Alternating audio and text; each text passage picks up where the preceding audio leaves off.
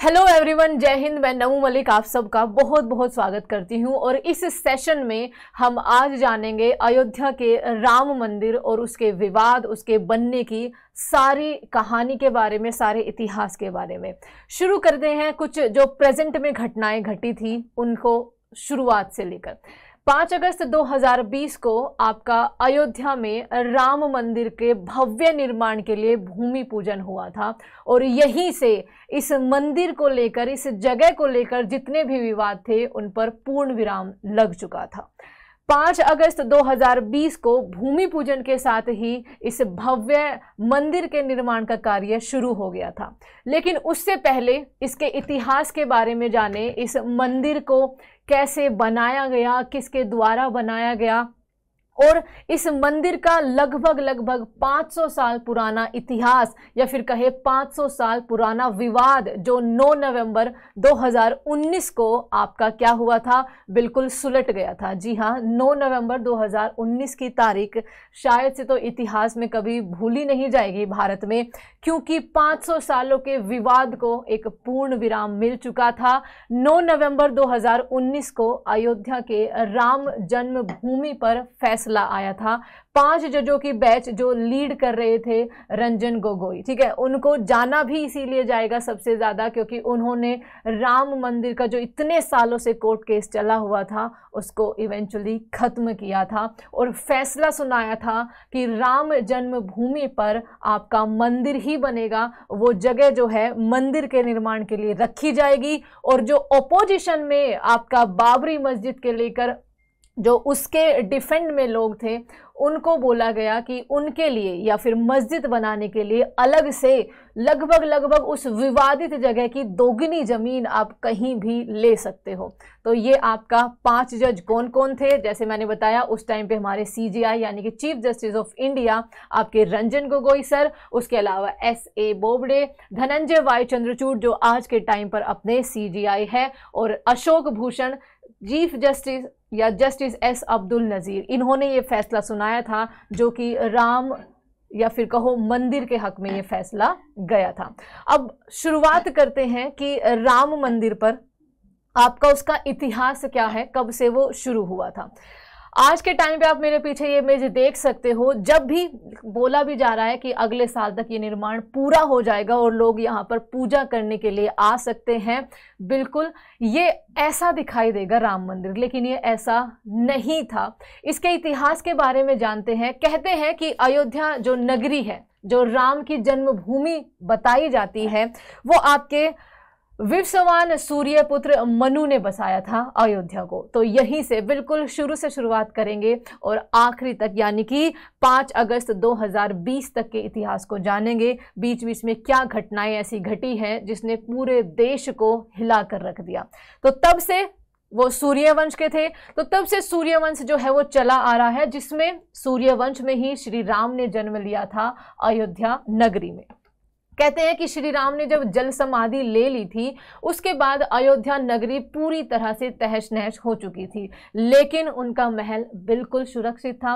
उसके बाद राम के बेटे कुश ने, श्री राम के बेटे कुश ने अयोध्या को फिर से बसाया था और ये सिलसिला लगभग सूर्यवंशी महाभारत काल तक आपके रहे हैं। तब तक ये आपका चलता रहा। अयोध्या नगरी तब तक पूरी फलती फूलती रही। राम या फिर कहो सूर्यवंशों में सबसे आखिरी जो राजा थे वो राजा बृहदल थे, जिनको अभिमन्यु के द्वारा जो है मारा गया था या उनका वध किया गया था। इसके बाद थोड़ा टाइम बीता तो उज्जैन के एक बहुत ही मेधावी राजा थे, राजा विक्रमादित्य। वो आपके चलते फिरते अयोध्या पहुंचे। अयोध्या पहुंचने के बाद जैसे ही वो अपने विश्राम स्थल पर गए, वहां पर उनका मानना है और उनका कहना है कि उनको बहुत ही कुछ चमत्कारी चीज़ें दिखाई दी, उनको बहुत ही चमत्कार वहाँ पर होते हुए दिखाई दिए और उन्होंने फैसला किया अयोध्या को फिर से बसाने का। उन्होंने वहाँ पर बहुत भव्य भव्य मंदिर बनवाए, वहाँ पे सरोवर से बनवाए, बेसिकली उस सिटी को या फिर कहो आज की अयोध्या को वो वहाँ पर बसाने लगे, उसका निर्माण, पुनर्निर्माण करने लगे। धीरे धीरे चीज़ें आगे बढ़ती है। सुंग वंश डायनेस्टी आ जाती है, सुंग डायनेस्टी आ जाती है। उसके पुष्यमित्र सुंग जो आपके राजा थे उनको भी बहुत बड़ा श्रेय जाता है अयोध्या नगरी को बसाने का। धीरे धीरे कहानी आगे बढ़ती है, टाइम आगे निकलता है। कन्नौज के एक राजा हुआ करते थे, राजा जयचंद। वो अयोध्या पहुंचते हैं। उस बीच में अयोध्या में काफी आपका एक बुद्धिस्ट मठ वगैरह भी बहुत सारे बने थे। उस टाइम पे अयोध्या को साकेत बोला जाता था। कन्नौज के राजा जयचंद अयोध्या जाते हैं और वो विक्रमादित्य का जो मंदिर उन्होंने बनाए थे कई सारे, उनके शिलालेखों पर जहां पर उनका नाम लिखा हुआ था, उन्होंने उनको हटाकर अपना नाम वहां पर लगा दिया। ये भी एक कहानी है इस राम मंदिर के इतिहास के बारे में। इसके बाद जयचंद, ऑब्वियसली आप सबको पता है, मारे गए थे। उसके बाद युद्ध में वो हार गए थे। कहते हैं कि सिकंदर लोदी के टाइम तक ये मंदिर वहां पर अयोध्या में एज इट इज था। बात आती है अब इतिहास की 1528 से लेकर, और उससे भी पहले 1526 में, जब बाबर पूरे भारत को लगभग जीतता जा रहा था। 1528 में उसने अयोध्या में अपने सेनापति मीर बाकी को यह आदेश दिया कि यहां पर एक मंदिर बनाया जाए। ठीक है, 1528 में बाबर ने अपने सेनापति मीर बाकी को आदेश दिया एक मस्जिद बनाने का। मीर बाकी ने उसी राम मंदिर के ऊपर, ये कहा जाता है, ये सारे आपको कहीं ना कहीं किसी ना किसी सोर्स में मिल जाएंगे, कि उसी मंदिर के ऊपर मीर बाकी ने उस मस्जिद का निर्माण करवा दिया। उसके बाद आगे चलते चलते, जैसे हिंदुओं ने उस टाइम पर भी विरोध किया था जब मुगलों का शासन था, लेकिन अकबर और शाहजहां के काल में, क्योंकि वो थोड़ा इतने ज़्यादा आपके बायस नहीं थे या इतने ज़्यादा कट्टरपंथी नहीं कहा जाता है, तो उन्होंने हिंदुओं को उस मस्जिद के बाहर पूजा करने की अनुमति दे रखी थी। लेकिन टाइम आता है औरंगजेब का, जो माना जाता है कि बहुत ही कट्टरवादी था अपने धर्म को लेकर, अपनी आस्था को लेकर। उसने वहां पर बाबरी मस्जिद का, उसने पहले उन हिंदुओं को वहां पर पूजा करने से रोका। ठीक है, बहुत सारे हिंदू उस टाइम भी मारे गए या उनका धर्म परिवर्तन करवा दिया गया। और उसके बाद वहां पर बहुत ही, कहो तो भव्य, बाबरी मस्जिद का निर्माण करवाया। और 1528 से लेकर 2020 तक जो सारा विवाद है वो बस बाबरी मस्जिद और राम जन्मभूमि को लेकर है, कि आखिर कौन सी चीज वहां पर पहले थी और किस चीज को तोड़कर क्या वहां पर बनाया गया। तो कहते हैं कि औरंगजेब ने बहुत ही भव्य, जिसके 3 गुंबद थे, बाबरी मस्जिद का निर्माण करवाया था। बहुत ही भव्य निर्माण आपका दोबारा से उसका करवाया था उसी राम जन्मभूमि पर अयोध्या में। इसके बाद आपकी बात आती है, अगर आगे चले तो 1853 में, अब धीरे धीरे मुगलों का जो राज है, औरंगजेब के मरने के बाद वो आपका उतनी उनकी सत्ता नहीं रहती जितनी एक टाइम पर वो कहर बरपा रहे थे पूरे भारत में। 1853 में फिर से आपका ये विवाद आपका जाग उठा। कुछ हिंदुओं ने वहां पर पूजा अर्चना करना फिर से शुरू कर दिया। 1853 की ये बात है। उस टाइम पे अंग्रेजों का राज यहाँ पर हुआ करता था। हालांकि अंग्रेजों ने इस चीज को 1859 में आते आते काफी हद तक दबा दिया था। ये कहकर 1859 में उन्होंने एक फैसला अपना दिया था कि जो बाबरी मस्जिद है उसके अंदर जो पूजा या फिर कहे अपनी आस्था करेंगे वो मुस्लिम समुदाय के लोग करेंगे, और मस्जिद के बाहर आपकी जगह जो होगी वो हिंदुओं की पूजा के लिए होगी। यहां पर यह मामला थोड़ा सा सुलझ जाता है। लेकिन फिर से आपका 19 जनवरी 1885 को पहली बार एक महंत रघुवीर दास जो है वो आपके फैजाबाद के न्यायाधीश के सामने एक प्रस्ताव या फिर कहो एक याचिका रखते हैं कि हिंदुओं के वहां पर पूजा अंदर की जाए, राम जन्मभूमि पर की जाए या मस्जिद के अंदर की जाए। उसके बाद ये विवाद धीरे धीरे आपका क्या होता है, आगे बढ़ता जाता है और कुछ टाइम तक ये शांत रहता है।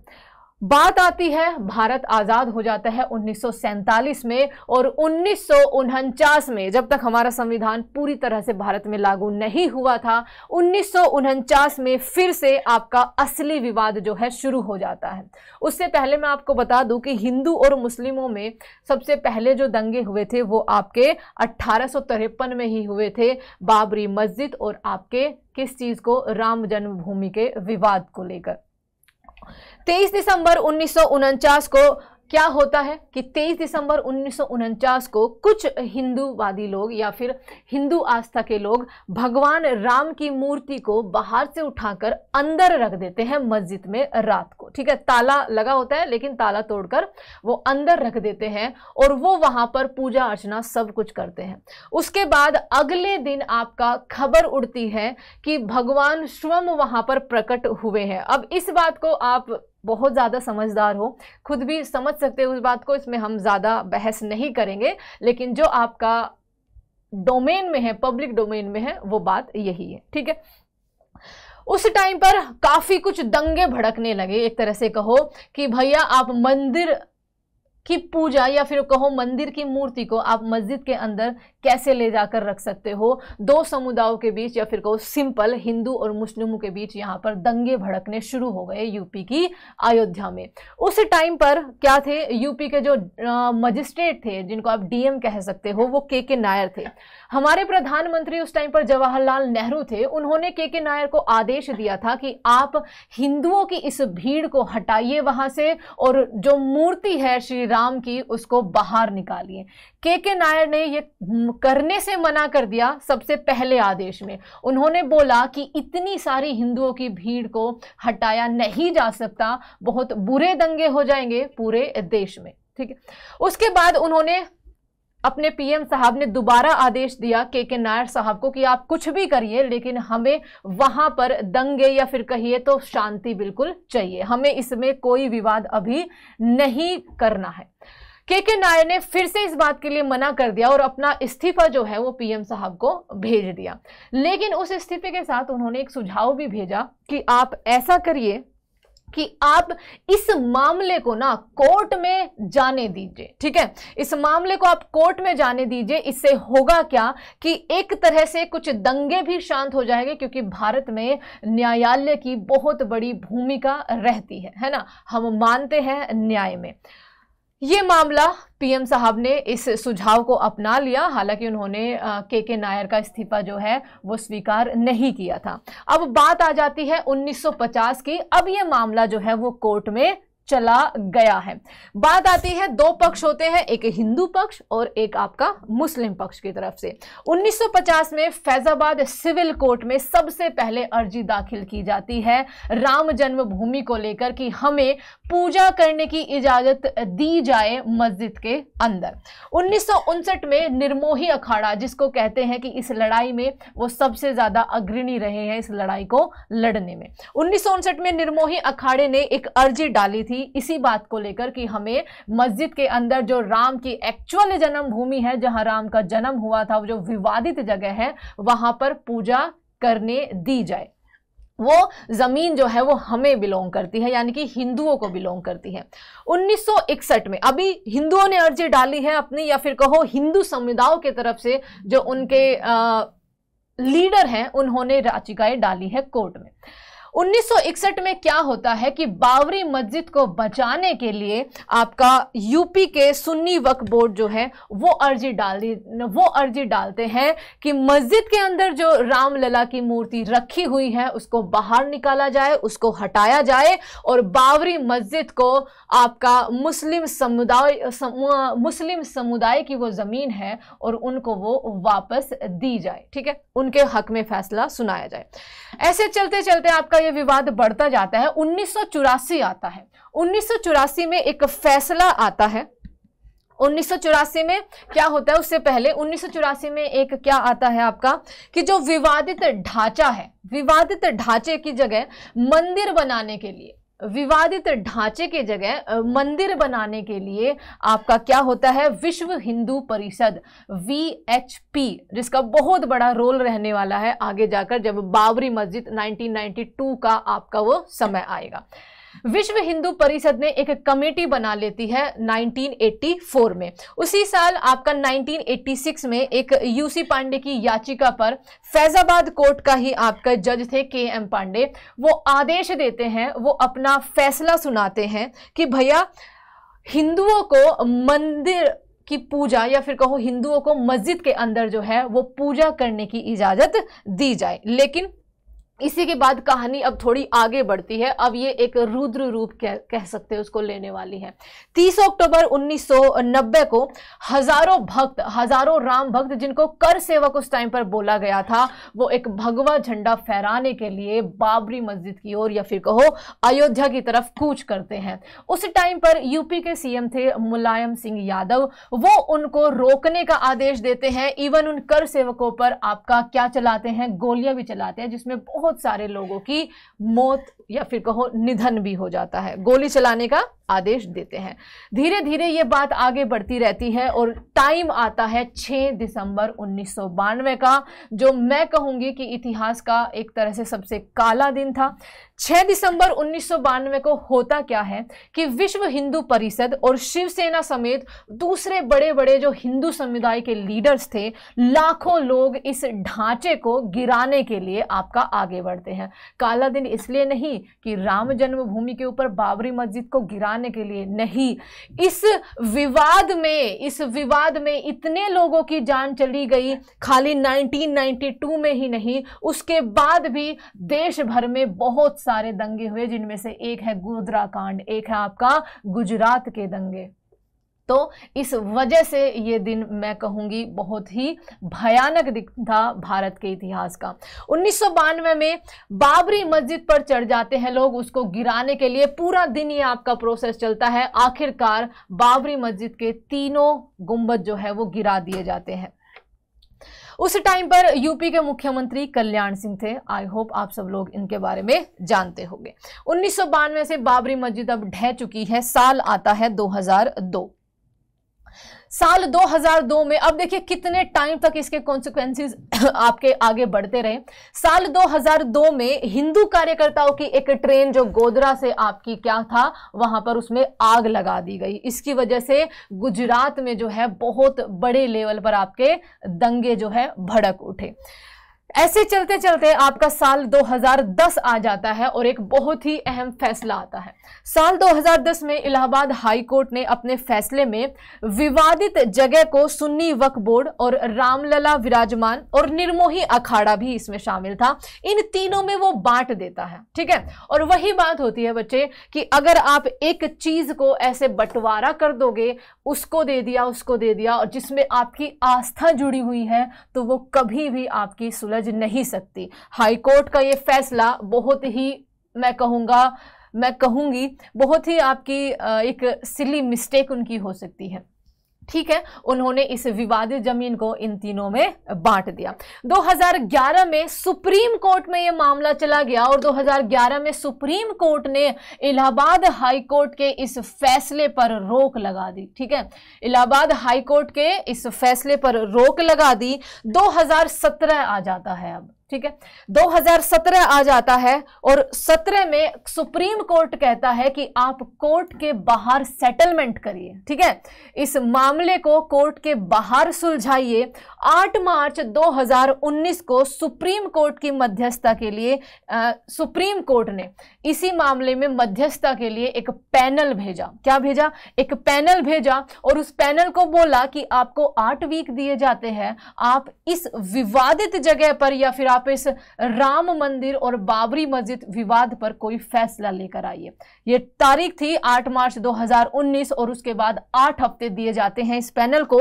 1 अगस्त 2019 को पैनल जो है वो अपनी रिपोर्ट शामिल करता है, अपनी रिपोर्ट जो है वो प्रस्तुत करता है और 2 अगस्त 2019 को ये बताया जाता है, ये सामने आता है कि ये पैनल अपना फैसला देने में विफल हो चुका है। तो आपका बाहर कोर्ट के सेटलमेंट का जो फैसला था या फिर जो उसका सुझाव था वो अब पूरी तरह से फेल कर चुका है।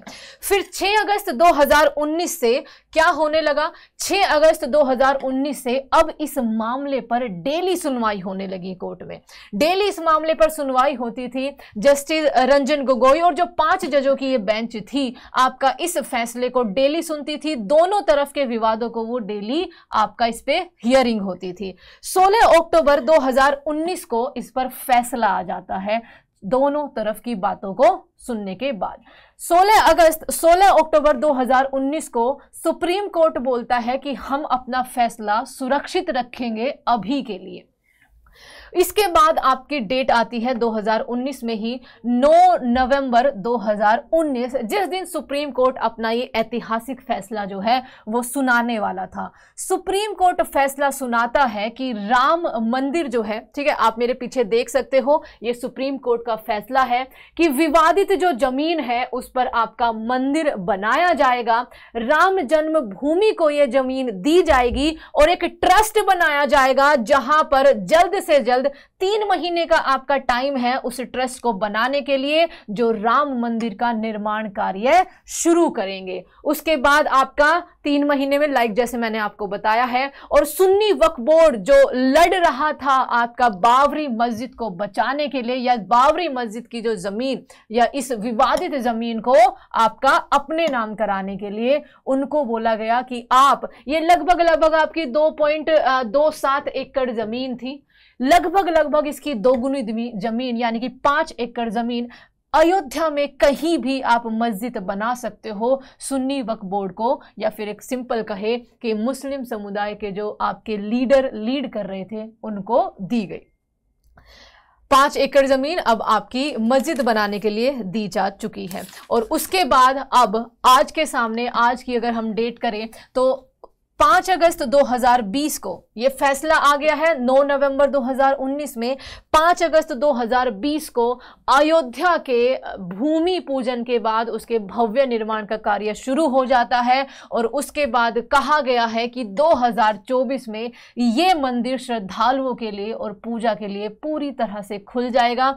तो देखने में बहुत ही ज़्यादा शानदार है, और ये रामलला की लगभग 500 साल पुरानी जो लड़ाई है, पूरा जो 492 टोटल साल हो जाते हैं अगर हम भूमि पूजन तक देखें, तो ये लड़ाई आखिरकार राम या कहो श्री राम ने जीत ली है, उनके अनुयायियों ने जीत ली है। और यहाँ पर अब आज के टाइम पर जब हम ये वीडियो आपको दिखा रहे हैं, यहाँ पर राम मंदिर का निर्माण कार्य शुरू हो रहा है काफ़ी शांति के साथ। तो ये था आपका पूरा का पूरा राम जन्मभूमि विवाद, या फिर कहो अयोध्या के राम मंदिर की पूरी कहानी। आशा है कि आपको ये अच्छी लगी होगी, समझ आई होगी, और चीज़ों के बारे में पता चला होगा कि कब कब कौन सी घटना इस विवाद को लेकर घटी है। जय हिंद एवरीवन।